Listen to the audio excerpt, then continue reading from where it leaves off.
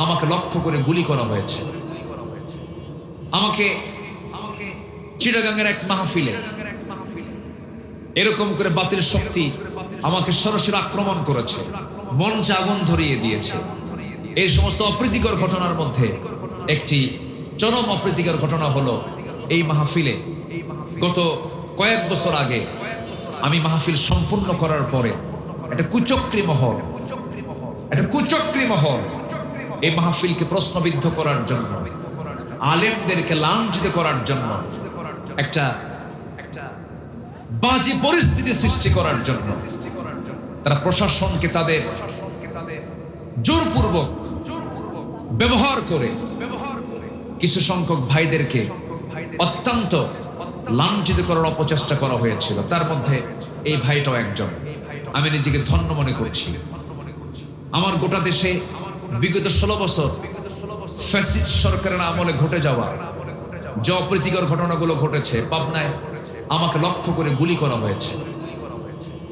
আমাকে চিটাগাংয়ের এক মাহফিলে এরকম করে বাতিল শক্তি আমাকে সরাসরি আক্রমণ করেছে, মঞ্চে আগুন ধরিয়ে দিয়েছে।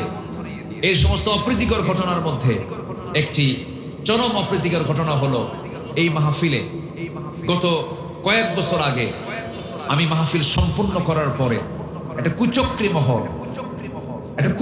মহল এই মাহফিলকে প্রশ্নবিদ্ধ করার জন্য, আলেমদেরকে লাঞ্ছিত করার জন্য, একটা বাজে পরিস্থিতি সৃষ্টি করার জন্য তারা প্রশাসনকে তাদের জোরপূর্বক ব্যবহার করে কিছু সংখ্যক ভাইদেরকে অত্যন্ত লাঞ্ছিত করার অপচেষ্টা করা হয়েছিল। তার মধ্যে এই ভাইটাও একজন। আমার চোখের সামনে এই একজন বৃদ্ধ মানুষ, বলবো বয়স্ক মানুষ, তাকে লক্ষ্য করে বলা হয়েছিল যে আপনাদের মতো লোকদেরকে 2 পা ফ্যানের সঙ্গে বেঁধে পিটানো দরকার।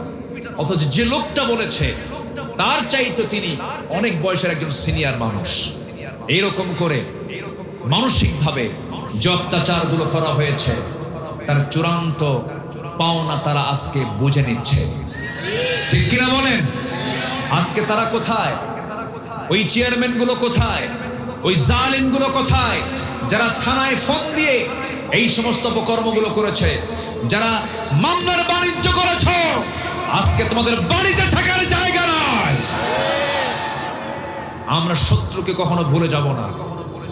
শত্রুকে চিহ্নিত করে রাখতে হবে, কারণ শত্রু চিহ্নিত না থাকলে পরে আবার সেই শত্রুদের শত্রুতা আবার তারা সামনে পরিস্ফুটিত করতে পারে। এই জন্য শত্রুর বিষ ধাত অবশ্যই আমাদের ভেঙে ফেলা দরকার আছে না নাই?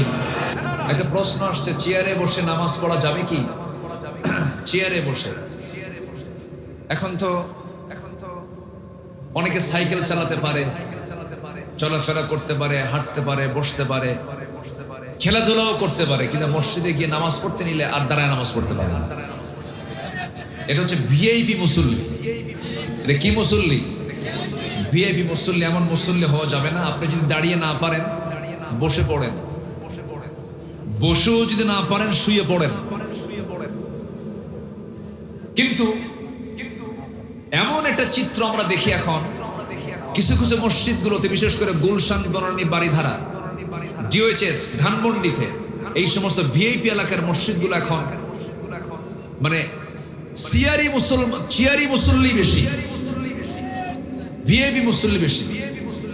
এমনটা হবে কেন? যদি আপনি মাযুরি হন, আপনি একটা কোনায় বসে পাটা আপনার সামনে বিছিয়ে দিয়ে বসেন, কিন্তু আপনাকে চেয়ারে বসে নামাজ পড়তে হবে সারা জীবন। এটা কে বলেছে আপনাকে? তবে হ্যাঁ, আমি বলবো না যে নামাজ হবে না, নামাজ হবে।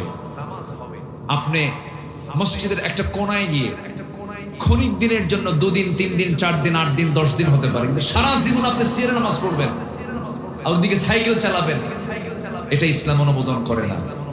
আমার মনে হয় এটা একটা সহজ একটা পন্থা অনেকে অবলম্বন করে নিয়েছেন। একটু কোমর ব্যথা করলে চেয়ারে নামাজ পড়ে, একটু হালকা সমস্যা হলে চেয়ারে নামাজ পড়ে না।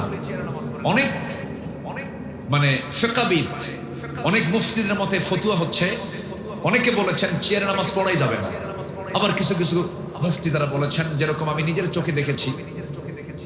চোখে দেখেছি মক্কা মদিনায় বেশ কিছু চেয়ার তারা সেখানে রেখিয়ে দিয়েছেন, যারা মাযুর মানুষ, যারা হাঁটুটাকে ভাঁজ করতে পারে না, একদম মানে একান্তই যারা মাযুর, তাদের ক্ষেত্রে এটা কিছুদিনের জন্য, হয়তোবা ক্ষণিক দিনের জন্য এটা হতে পারে, কিন্তু লং টাইম আপনি এটা ছাড়া আপনি নামাজই পড়েন না, এমন করে যদি কেউ নামাজ পড়ার মতো অ্যাবিলিটি তার আছে, সে দাঁড়িয়ে বসে নামাজ পড়তে পারবে, কিন্তু এরপরেও যদি কেউ চেয়ারে বসে নামাজ পড়ে, অ্যাবিলিটি থাকার পরেও যদি কেউ ইচ্ছা করে পড়ে, তার নামাজ হবে না, তার নামাজ হবে না। আল্লাহ তুমি সবাইকে নামাজের যত্নশীল হওয়ার তৌফিক তুমি সবাইকে বানিয়ে দাও, জোরে বলি আল্লাহুম্মা আমিন।